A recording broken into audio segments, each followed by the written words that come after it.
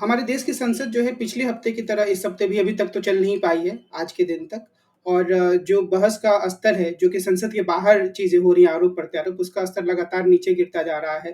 एक-दूसरे को मीर जाफ़र और जयचंद की उपाधि से सुशोभित किया जा रहा है और ऐसा लग रहा है कि दोनों पक्ष एक तरीके के परसेप्शन की जंग में है कि लोग ये देखें कि किसका पक्ष ज़्यादा मजबूत है। क्या राहुल गांधी ने बहुत बड़ी गलती कर दी है या नरेंद्र मोदी काफ़ी फँसे हुए हैं अडानी के मुद्दे पर। तो ये जो पिछले कई दिनों से एक तरीके का परसेप्शन का जंग चल रहा है, उसकी अभी हुँ। की स्थिति को हम कैसे समझ सकते हैं?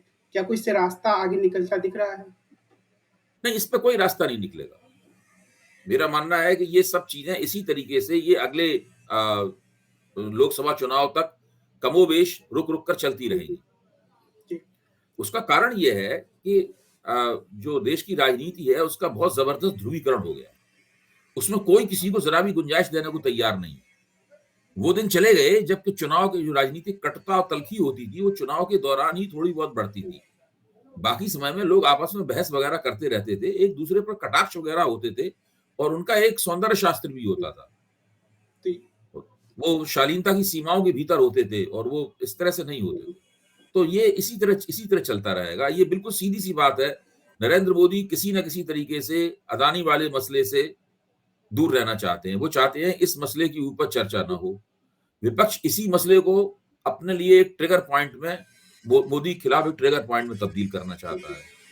इसीलिए वो राहुल गांधी ने जो वहाँ पे भाषण दिया था कैम्ब्रिज में, उस भाषण की कुछ पंक्तियों को लेकर वो भाजपा वाले अटक गए हैं इसमें हुँ, और विपक्ष भी यहाँ पे अटक जी। गया है।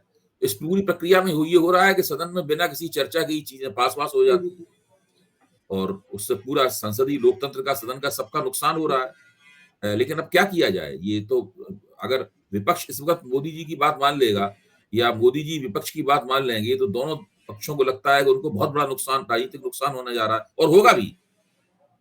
परिस्थिति कुछ इस तरह की बन गई है कि अगर मोदी जी ने विपक्ष की बात मान ली और संयुक्त संसदीय समिति बना दी अदानी मसले की जाँच करने के लिए, तो ये भाजपा द्वारा अपने पैर पे कुल्हाड़ी मारने के समान जी, होगा।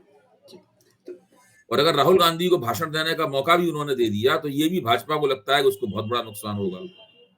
उधर विपक्ष ने अगर भाजपा की बात मान ली और राहुल गांधी ने माफ़ी माँग ली, तो फिर उनको और भी ज़्यादा बड़ा नुकसान होगा। बिल्कुल। जैसे ही माफ़ी माँगेंगे, वैसे ही भाजपा कहेंगे, भई कहीं न कहीं तो कोई गलती की ही थी, तभी माफ़ी जी, माँगी। जी।